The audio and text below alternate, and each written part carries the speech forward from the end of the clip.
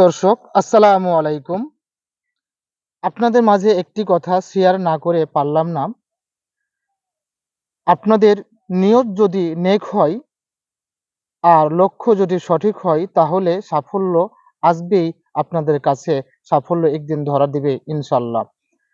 তাই আপনার নিয়তকে কোরআন মোতাবেক হতে হবে। নিয়তটি হতে হবে কোরআন মোতাবেক, হাদিস মোতাবেক, আল্লাহর দিন যে দিয়েছে এই দিন মোতাবেক। তাহলে এই নিয়তকে আপনি নেক হতে হবে, একবারে কোরআন মোতাবেক হতে হবে, যাতে এই কোরআন মোতাবেক আপনি জীবন ব্যবস্থা পরিচালনা করতে পারেন, এই জীবনটাকে পরিচালনা করতে পারেন। সেই মোতাবেক আপনার এই নিয়তটি হতে হবে।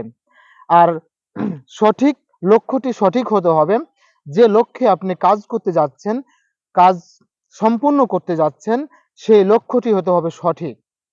যাতে এই লক্ষ্যটিও আপনার কোরআন মোতাবেক হতে হবে, আপনার হাদিস মোতাবেক হতে হবে, আল্লাহর দিন মোতাবেক হতে হবে। তাহলে আপনি সফলতা আপনার কাছে ধরা দিবে, সফলতা আপনার কাছে একদিন এসে ধরা দিবে, সফলতা অর্জন করতে পারবেন। আর যদি আপনার নিয়ত যদি নেক না হয়, লক্ষ্য যদি সঠিক না হয়, তাহলে আপনি কখনোই সফলতা অর্জন করতে পারবেন না, সফলতা অর্জন করতে পারবেন না। তাই আপনাকে সর্বপ্রথম নিয়ত নিয়তটাকে নেক হতে হবে এবং লক্ষ্যটাকে স্থির করতে হবে, সঠিক করতে হবে, যাতে এই লক্ষ্যে আপনি সফলতা অর্জন করতে পারেন।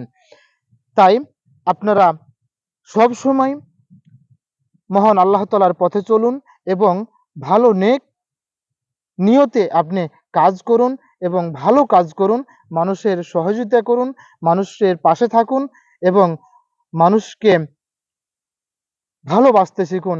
অবশ্যই আপনার যেকোনো কাজ আপনার কাছে সহজ মনে হবে এবং আপনি সেই কাজটি করলে সফলতা অর্জন করতে পারবেন। আল্লাহ হাফেজ।